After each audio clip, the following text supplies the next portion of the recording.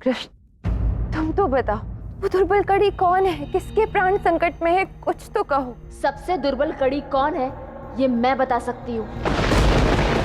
सुभद्रा।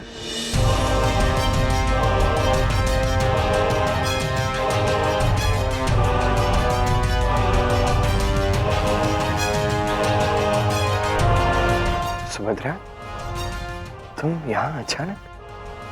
क्या हुआ है सुभद्रा? आना ही पड़ा मुझे भ्राता कृष्ण। मैंने युद्ध में अपने पुत्र अभिमन्यु को खोया। अभिमन्यु ने वीर गति को प्राप्त किया, लेकिन आज पहली बार अपने पुत्र की भयानक मृत्यु मेरे स्वप्न के रूप में आज प्रातः मेरे नेत्रों के सामने आया। और उसी क्षण मेरे स्वप्न में कहीं दूर खड़े थे मेरे भ्राता कृष्ण।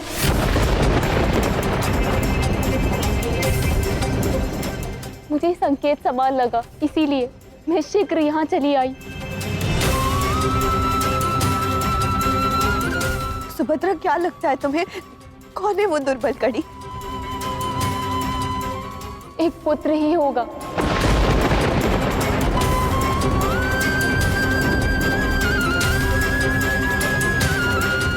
मेरे स्वप्न का तात्पर्य केवल एक ही है, कोई ना कोई इस युद्ध में अपना पुत्र ही खोएगा।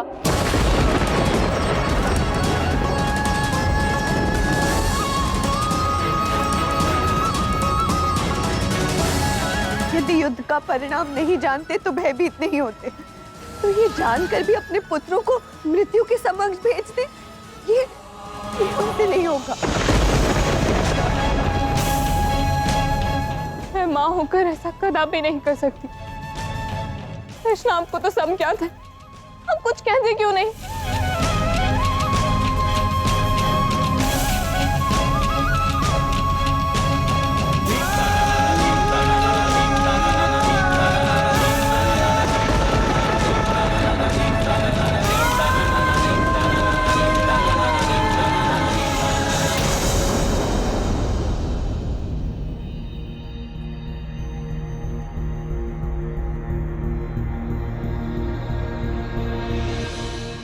कृष्ण, कुछ ना कहना, सभा से इस प्रकार यूं चले आना, ये तो यही संकेत दे रहा है कि सुभद्रा जो कह रही है वो सत्य है।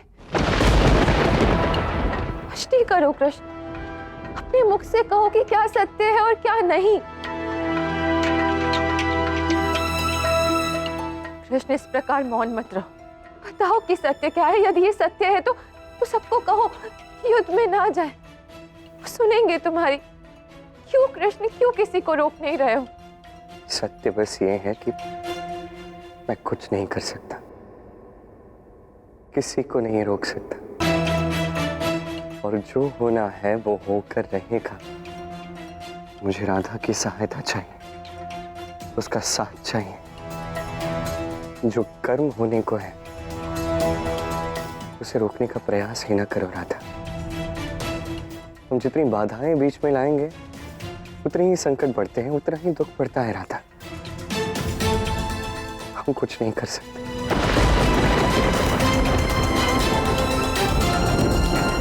यदि तुम कृष्ण की सहायता करना चाहते हो तो कृष्ण से प्रश्न मत करो, उन सभी माताओं को जाके समझाओ। उनके हृदय में जो भय है उस भय का अंत करो राधा। मुझे राधा के साथ की उसके विश्वास की आवश्यकता है। तुमने कहा था कृष्ण में तुम्हें अथाह विश्वास है, ये समय है उस विश्वास को साकार करने का।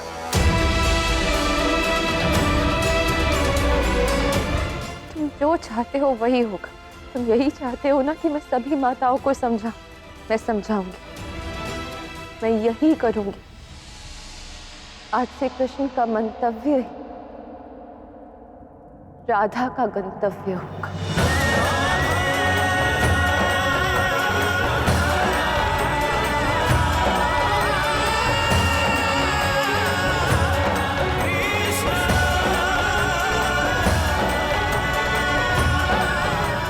राधा,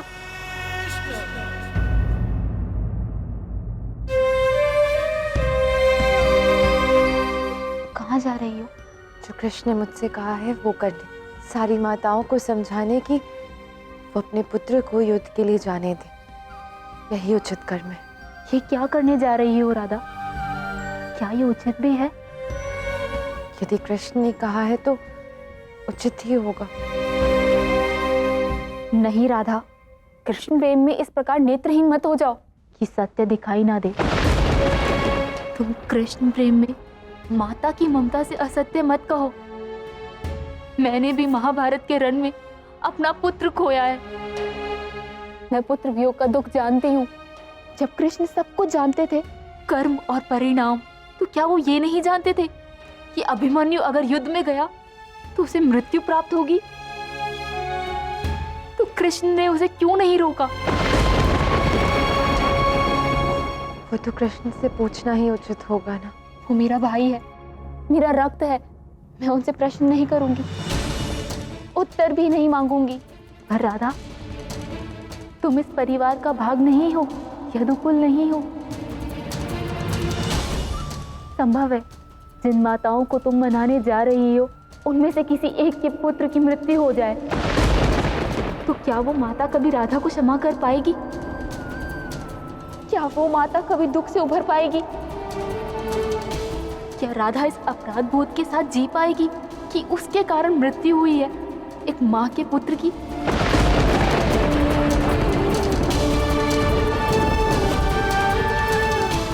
राधा कृष्ण का प्रेम महान है, पर उतना ही महान है एक माँ की ममता।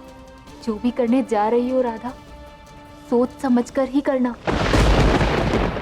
आज तुम्हारे निर्णय पर एक माता की ममता, उसके पुत्र के प्राण, सब निर्भर है।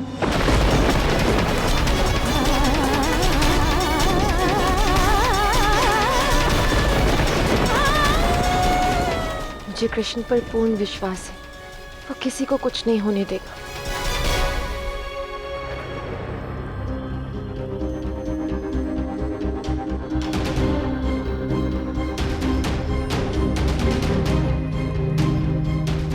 नहीं निषाद, पुत्र, तुम नहीं जाओगे युद्ध पे। माताश्री, मैंने अपना दृढ़ निश्चय कर लिया है। मैं मेरे कर्तव्य के विमुख कदापि जी नहीं पाऊंगा। मैं ये युद्ध लड़ूंगा, अवश्य लड़ूंगा। देवती जी, एक योद्धा को युद्ध पर जाने से रोकना अनुचित। तो उचित क्या है? मेरे पुत्र की मृत्यु। मुझे ही नहीं, आपको भी रोकना है निषाद को।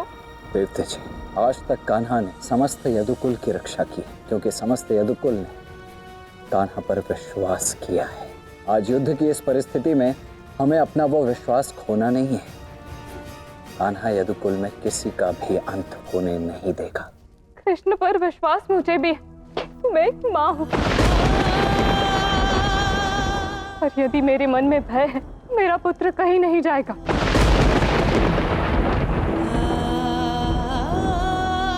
क्योंकि तुम्हारा विश्वास अभी कम है रेवती। केवल कृष्ण पर ही नहीं, राधा पर भी विश्वास रखो, और इस युद्ध से यदुकुल का मंगल ही होगा। कृष्ण ने मुझे यही तुम्हें समझाने के लिए भेजा है कि अपने पुत्र को युद्ध के लिए जाने दो, वो विजयी होकर ही लौटेगा।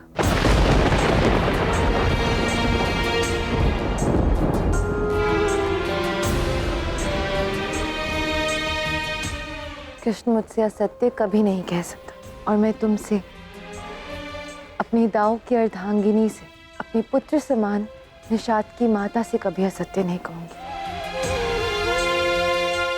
यदि राधा स्वयं आश्वासन दे रही तो मैं अपने पुत्र को युद्ध के लिए जाने दूंगी, क्योंकि राधा कह रही है और राधा पर मुझे पूर्ण विश्वास है। कृष्ण ने राधा को आश्वासन दिया है, अब मेरे पुत्र के जीवन की रक्षा राधा के हाथ में। उसी के वचन पर मैं जाने दे रही हूँ अपने पुत्र को युद्ध पर। उसे ही जीवित लौटाना है मेरे पुत्र को।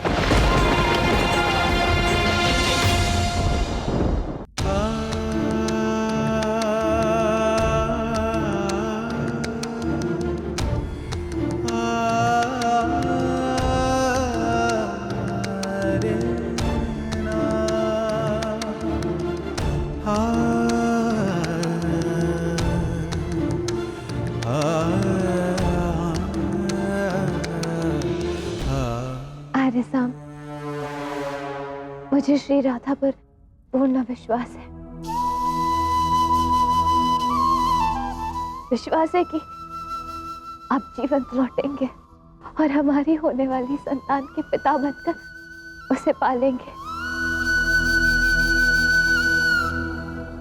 लक्ष्मण, तुम चिंता मत करो, मैं अपने पिता के अपमान का प्रतिशोध लेकर लौटूंगा और वो भी विजयी होगा।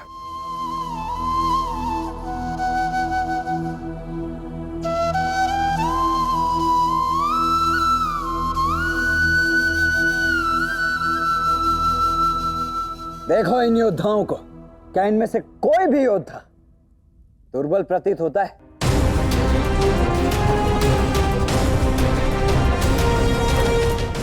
नहीं, ये भय का नहीं, अपितु गर्व का समय।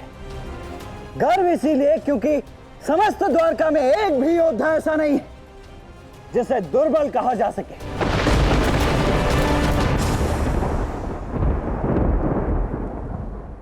महादेव, सब मंगल हो रहा है। बलराम स्वयं युद्ध के लिए जा रहे हैं और उनकी शक्ति से वो ध्यान रखेंगे कि कोई भी योद्धा दुर्बल कड़ी ना बने। श्री कृष्ण ने राधा को और राधा ने सभी माताओं को मना लिया है, और जब ये कुल, ये परिवार साथ में लड़ेगा, हाथ में हाथ मिलाकर लड़ेगा, तब तो कोई दुर्बल कड़ी हो ही नहीं सकता ना। महादेव के अस्त्र का भी प्रयोग किया जाए तो वो क्षति नहीं करेगा। सत्य कहा तुमने गौरी। यदि सारा परिवार, समस्त कुल एक साथ एकजुट होकर लड़े तो कोई भी दुर्बल कड़ी सिद्ध नहीं होगा। पर हां, कोई योद्धा स्वयं को दुर्बल कड़ी बना अवश्य सकता है।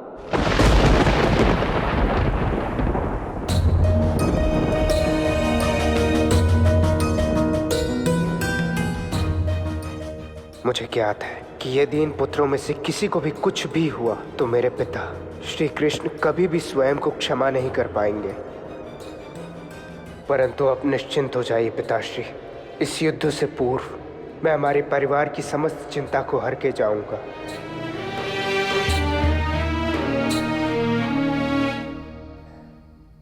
चलो, सभी श्री कृष्ण का आशीर्वाद ले लो।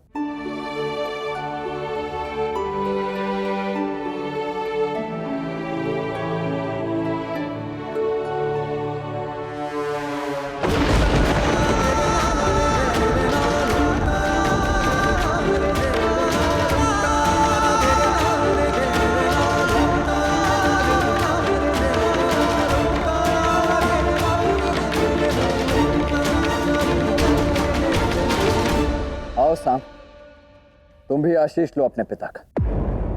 नहीं ताऊश्री, मुझे पिताश्री के आशीर्वाद की आवश्यकता नहीं है।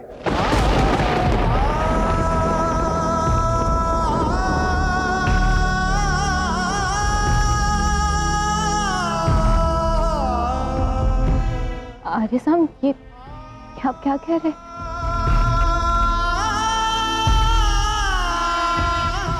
आप सब निश्चिंत हैं। आज जिसने भी श्री कृष्ण का आशीर्वाद नहीं लिया है वही सबसे दुर्बल कड़ी होगा।